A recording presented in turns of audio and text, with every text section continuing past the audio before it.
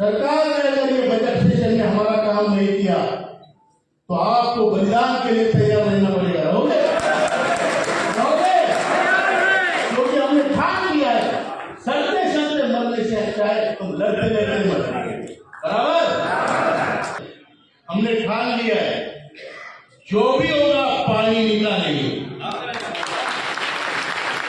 कोई बोलेगा छोड़ दो, नहीं निकलता, हमें मालूम नहीं निकलेगा। बराबर? क्यों निकलेगा? क्योंकि हमारी इतने लोगों की संभावना है, इतने लोगों का संघर्ष है, तो जाया नहीं जा सकता। बराबर? दूसरी बात, हायर पेंशन के भी मामलों में एनएसी किसी को छोड़ेगी नहीं, मैं बता रहा हूं। एनएसी का पहला कर्तव्य है कि लाइन में जितने लोग हैं मेरे भाई, उनके आखिरी के प्लेट में भी लड्डू आना चाहिए।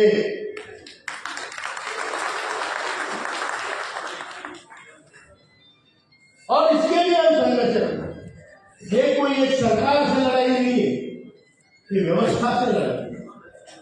मेरे देश में मैं बेगाना कैसे हो सकता हूं? बराबर है? मेरा देश, मेरे बाप दादों का, मैं बेगाना।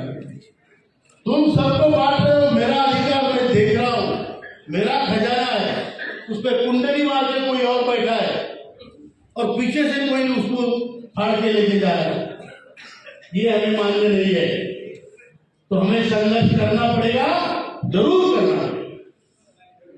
मंजूर है? हम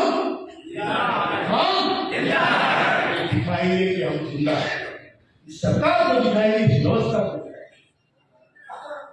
अब प्रॉब्लम यह होता है कि हमें भी एकता नहीं होती। बराबर? कोई यहाँ संगठन बना रहा है, कोई वहां संगठन बना रहा है, पाउतियां फाड़ रहे, रिसीप्ट फाड़ रहे और अपनी जेब गरम कर रहे और फिर बोलेंगे आपका काम हो रहा है, आपका काम हो। मंत्री भी वही बोलता है आपका काम हो रहा है, वो कम से कम हमसे रसीद नहीं फाड़ता। बराबर है?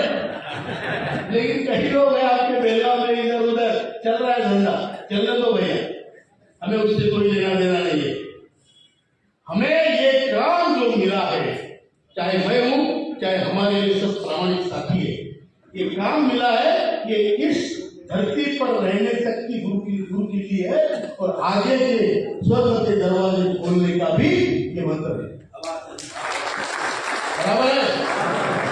हमको हम इस दृष्टि से इस काम को देखते हैं, हम इस दृष्टि से देखते हैं कि ईश्वर ने हमें ये काम दिया है, हमें इस काम के लिए चुना है, तो उसका काम है। हम अपने आप को बहुत भाग्यशाली मानते हैं, ये पैसों के लिए नहीं हो रहा है। मुझे कोई पैसा देके नौकर रखा है या किसी ने? बोलो भाई, पैसा देके किसी का नौकर नहीं है, ना हमें सैलरी मिलती है।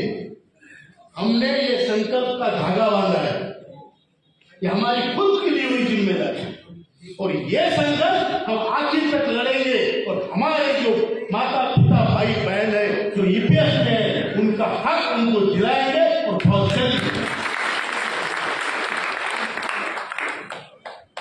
लेकिन हमने पहले ही बोला है, हम फुकट कुछ नहीं चाहते। बराबर? बराबर है क्या? जो लेंगे लड़के लेंगे, लड़के नहीं मिलता तो छीन के लेंगे, लेकिन लेंगे जरूर। हमें अपेक्षा है कि इस बजट में, मेरा भाषण दीदी रिकॉर्ड कर रही है, ये भाषण बहुत दूर तक जाना भी चाहिए। सरकार ने अगर ये बजट सेशन में हमारा काम नहीं किया तो आपको बलिदान के लिए तैयार रहना पड़ेगा। रहोगे? क्योंकि हमने ठान लिया है, सड़ते सड़ते मरने से अच्छा है तुम लड़ते लड़ते मर। बराबर? नमस्कार दोस्तों, मैंने पिछले वीडियो में आपको बताया था कि एनएससी नेशनल एजुकेशन कमेटी की टीम महाराष्ट्र सहित कई अन्य राज्यों का दौरा कर चुकी है और हर राज्य में पेंशनधारकों को आर पार की लड़ाई के लिए तैयार किया गया है। अब यह आंदोलन केवल कागजों तक सीमित नहीं रहेगा, यह सड़कों पर उतर चुका है और इसकी गूंज जो है अब दिल्ली तक सुनाई देने लगी है। 5 जनवरी कर्नाटक का ऐतिहासिक सभा। साथियों, 5 जनवरी को जो कर्नाटक का ऐतिहासिक सभा हुआ था, क्षेत्र शुगर इंडस्ट्रीज के जो वर्कर्स थे और पेंशनधारकों की एक ऐतिहासिक और विशाल सभा का आयोजन किया गया था। यह सभा केवल एक मीटिंग नहीं थी दोस्तों, यह ईपीएस 95 पेंशन आंदोलन की ताकत का ऐलान था।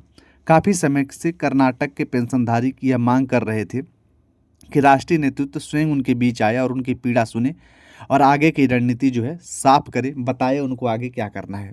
साथियों, उनकी यह 5 जनवरी को मांग थी वो पूरी हो गई। राष्ट्रीय नेतृत्व के ऐतिहासिक मौजूदगी इस भव्य सभा का आयोजन राष्ट्रीय मुक्त संघर्ष मोर्चा के बैनर तले श्री रमाकांत नरगुन जी के नेतृत्व में किया गया।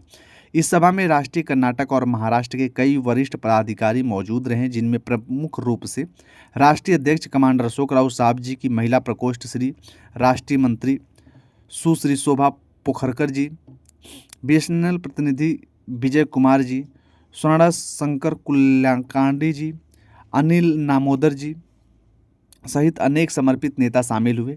स्थानीय नेताओं द्वारा सभी अतिथियों का भव्य स्वागत किया गया और अभिनंदन किया गया। शुगर इंडस्ट्रीज का खुला समर्थन। सभा में शुगर इंडस्ट्री से जुड़े कई वरिष्ठ नेताओं ने कमांडर साहब के सामने अपनी बातों को रखा और साफ शब्दों में कहा कि EPS 95 के इस आंदोलन में हम हर प्रकार से आपको सहयोग करेंगे। यह समर्थन केवल शब्दों का नहीं था, यह जमीनी ताकत का समर्थन था।